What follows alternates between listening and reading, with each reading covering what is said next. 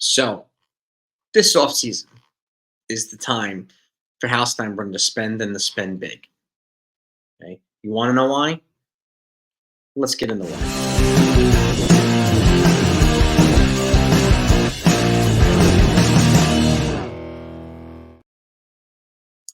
Okay, I hope you're all doing well. Hope you enjoyed a great weekend.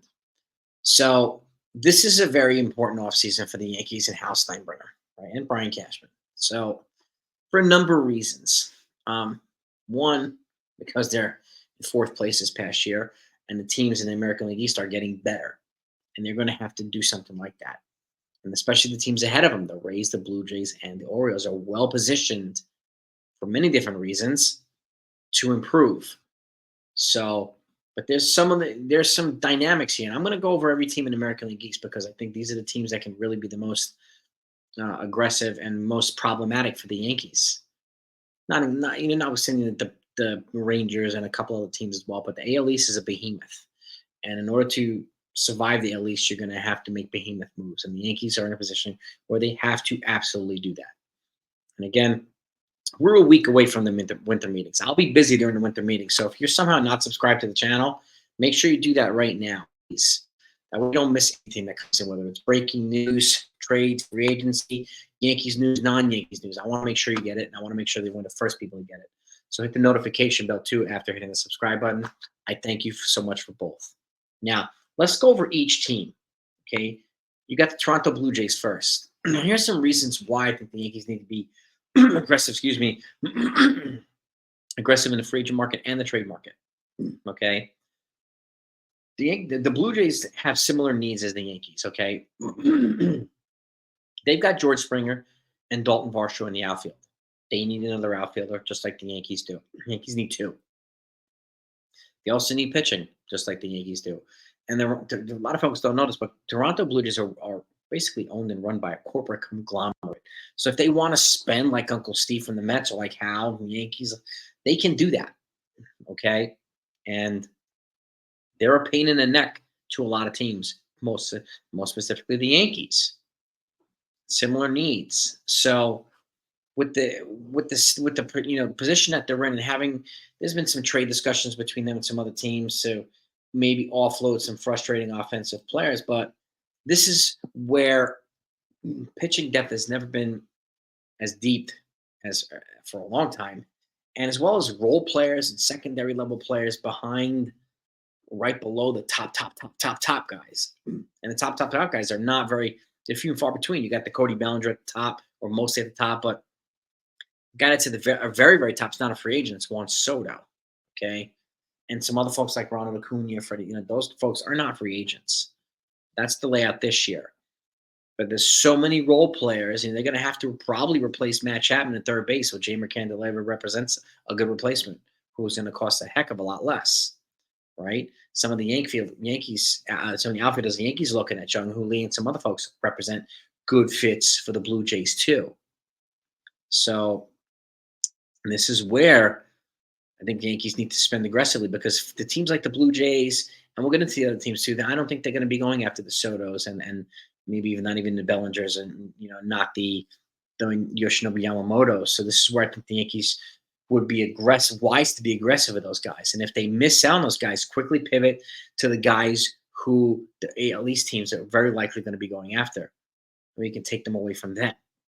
Next team is the Rays. Okay, they don't generally have a high payroll, but they have a good player development, good scouting, and good drafting. And they always have a young batch of players who are competing for either the Cy Young or the Rookie of the Year or both. And then they can even trade Tyler Glasnow, which they're probably going to do, and still be competitive and still be in the running to win the AL East, right? It's a testament to how well they run. Okay, so the Yankees, how are they going to compete with that? They got to get in some youth here as well. Okay, and that's why we pinpoint certain guys. That's why I don't think Shohei Ohtani is a fit here. Okay, he's basically almost at the age range of a Garrett Cole and Aaron Judge. So his decline years are going to be pretty much the same as their decline years. I'd rather get somebody younger, if I could, to take advantage of more prime years. Okay, and the Rays also have a good farm system, so they can make trades and make trades with teams like they have pitching to offer the Cardinals. and they get multiple bats from the Cardinals. Can you imagine Brendan Donovan and some of these other guys coming to the Rays and driving the Yankees up the wall for the next couple of years? They could very well do that. Next up, the Baltimore Orioles. They, surprise playoff team this year. A young, dynamic nucleus of offensive players, but they need pitching, pitching, pitching. Okay, and they're generally known to be very stingy, so I don't see them shelling out money for a Yamamoto. Okay, but I can see them coming after a Blake Snell, who's going to cost less, or Jordan Montgomery, or a Sonny Gray, or an Eduardo Rodriguez, or maybe a trade for a Corbin Burns or a Dylan Cease. I could see those moves. They have the number one farm in baseball, and they're not going to be afraid to utilize it. So, and in that regard, they can create a space between them and some of the other teams as well. So the trade market there, I think they're going to be most aggressive. Okay, and the Rays, I think they're going to be most aggressive in kind of the role player market, or maybe the trade market. And same with the Toronto Blue Jays. And lastly, you have the Boston Red Sox. Okay, after this year, they've already reset the luxury tax penalty, so they're under it again. So they're not offenders. And after 2024, they're only going to be committed or tied up to maybe 3 or 4 players. So they've got money to spend, and they're not afraid to use it. So I expect them to be aggressive. Do I expect them to go after like Yamamoto?